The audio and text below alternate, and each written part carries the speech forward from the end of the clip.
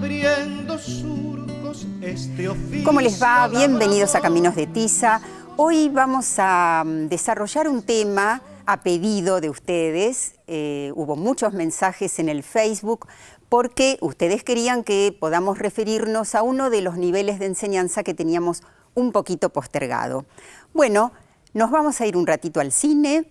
Vamos a conocer el poema 100 lenguajes de Loris Malaguzzi y estarán aquí con nosotros la educadora Liliana Weidler, Patricia Redondo, investigadora en Flaxo y en la Universidad Nacional de La Plata, y también Silvia Wolodarski, educadora y psicopedagoga clínica. Nuestro tema, nivel inicial, primeros pasos en la escuela.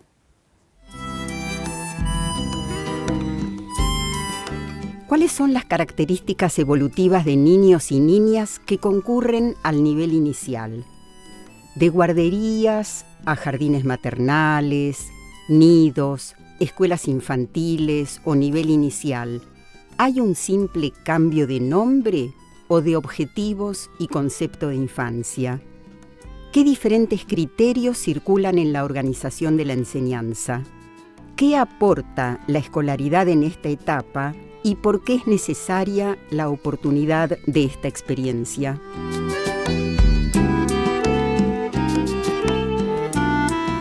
Bueno, aquí estamos. Bienvenida Silvia Wolodarski, Patricia Redondo.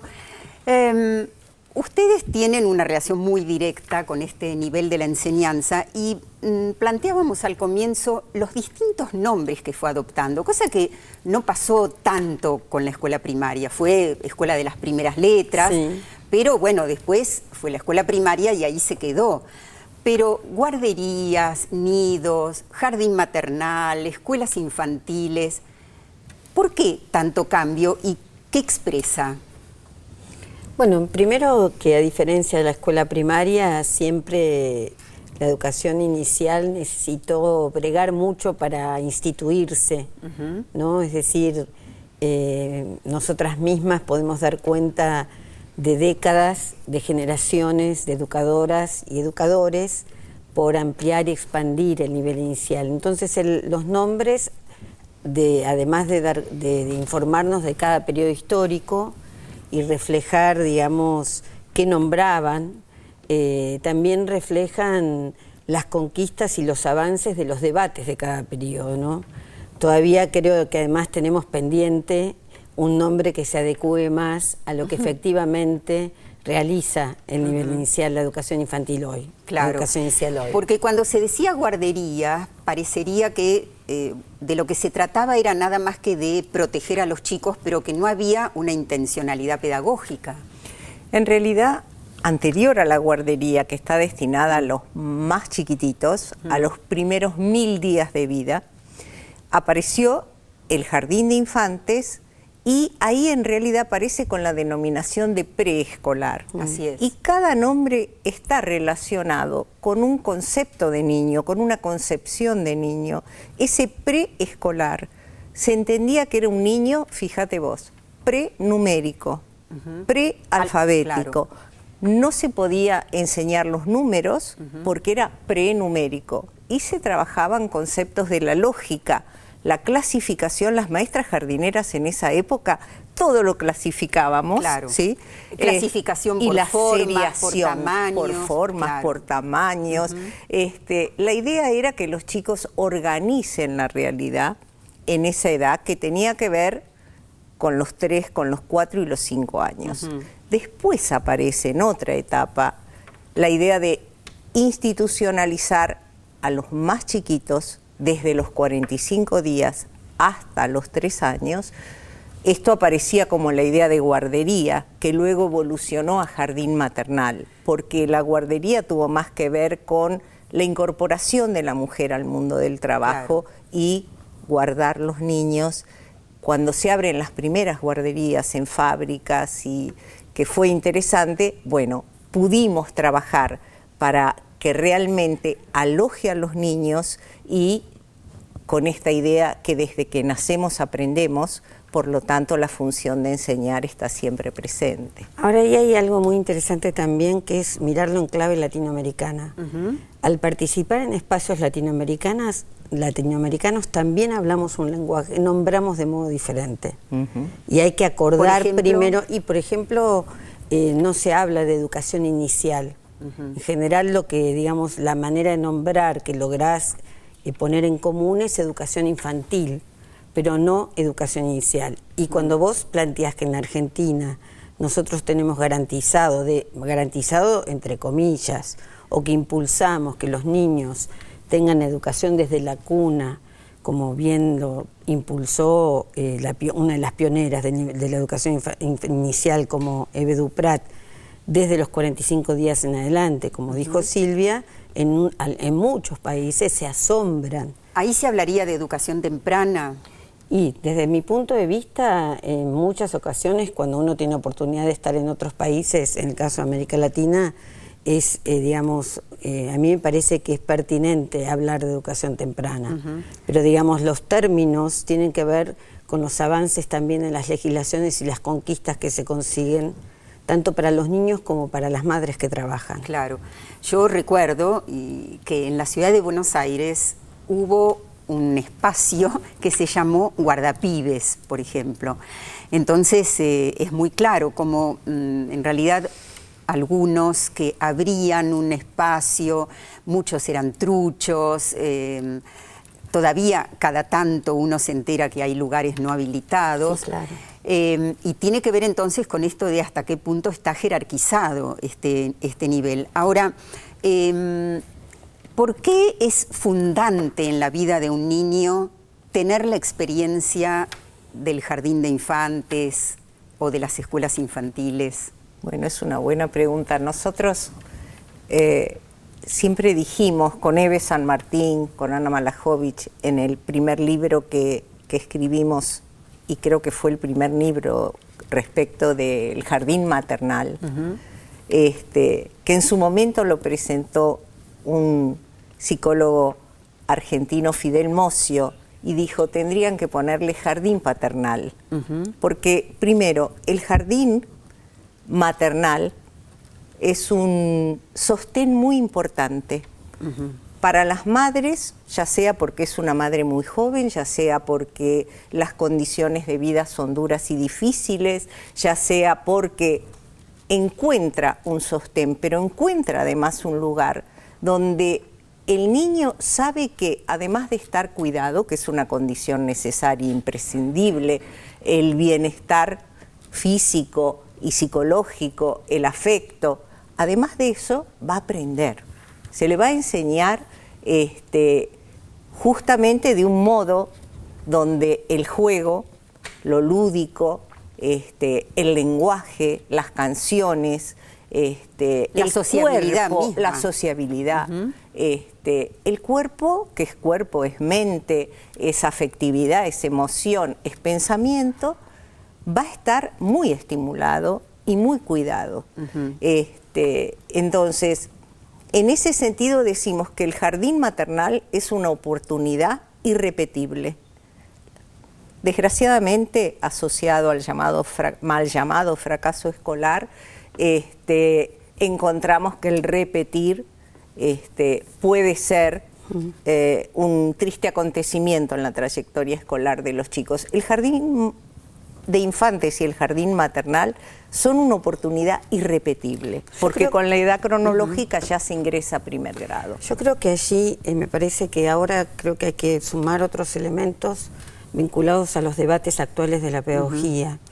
No, es decir, ahora hay pedagogos, en este caso belgas, que están trayendo algunos argumentos para pensar la escuela pública hoy, que está siendo tan vapuleada, porque esto hay que plantearlo también, y en defensa de la escuela pública plantean que la escuela, si uno la mira en relación a la escuela griega, es la posibilidad de suspender el tiempo para el estudio, suspender el tiempo para profanar el mundo, es decir, para poner sobre la mesa el mundo, los mundos, y ponerlo a disposición de las nuevas generaciones.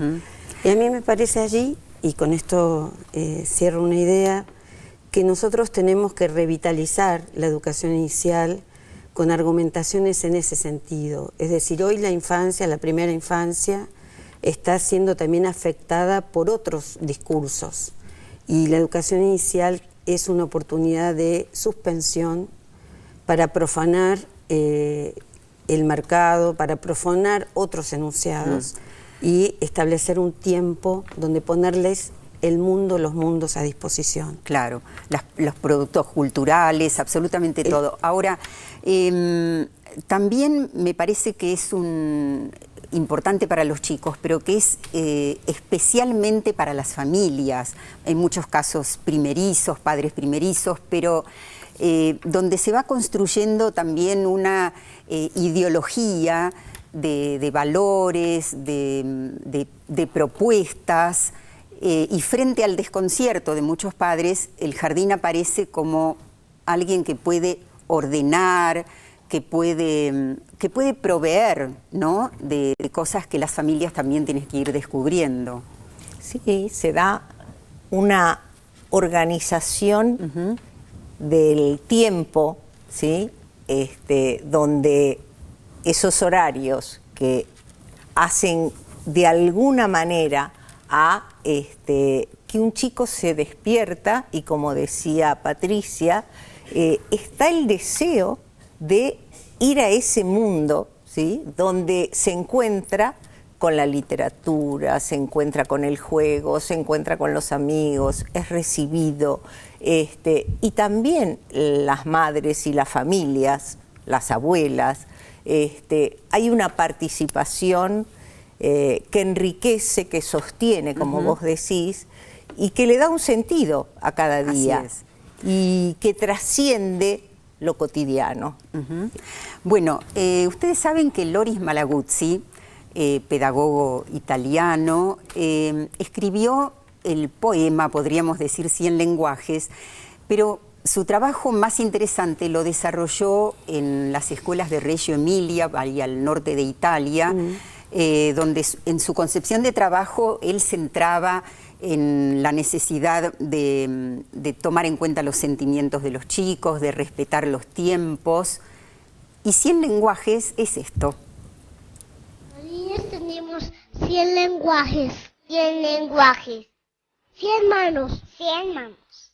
100 pensamientos. 100 pensamientos. 100 formas de pensar. 100 formas de pensar. De jugar y de hablar. 100, siempre 100. Santo, siempre santo. 100 formas de escuchar y de amar.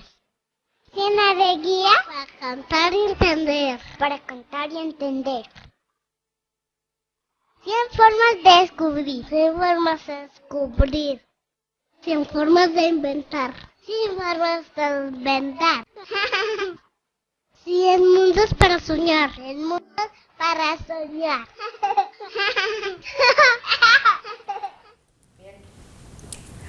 Bueno, él incluía el respeto por la palabra, la escucha, y esto de las 100 formas me parece que nos está diciendo mucho cuando a veces se toma una sola.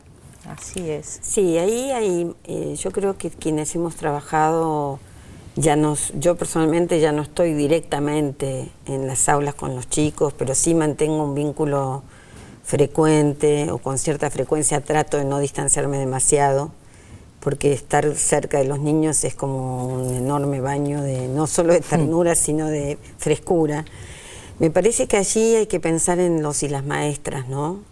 Porque a veces se nombra mucho a los niños, pero es muy difícil pensar en estas propuestas de la Reggio Emilia. Yo he seguido mucho el caso colombiano, que también intentan tomar la experiencia de la Reggio Emilia y otras que también multiplican lo de la Reggio Emilia, pero no se puede hacer con maestros disciplinados, agobiados, que se les exige estar siempre dando cuenta de proyectos uno tras otro.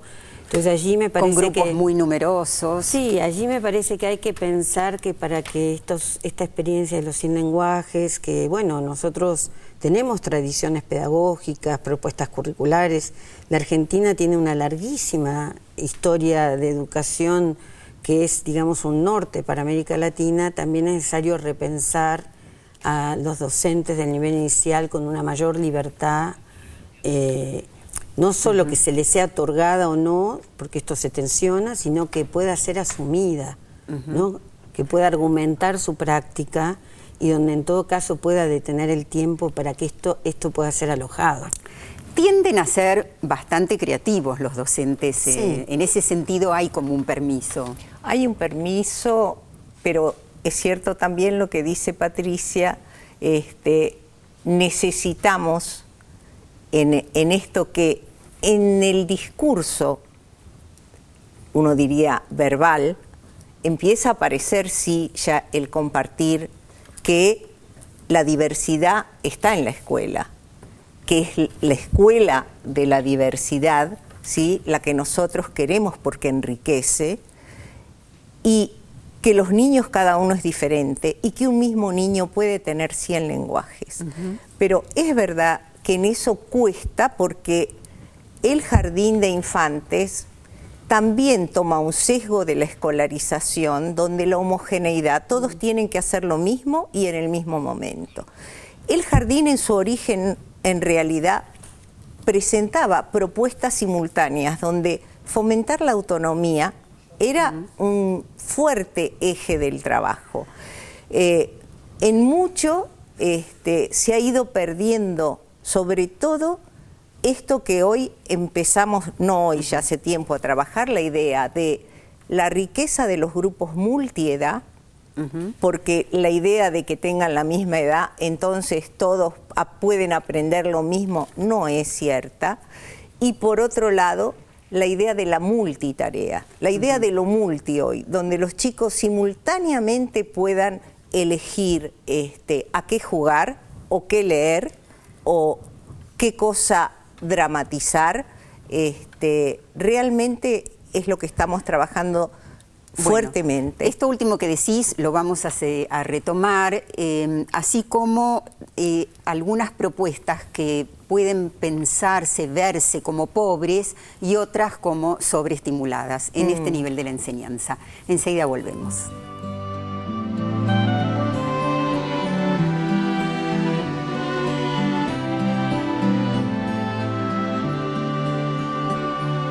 Vienen de lejos caminos de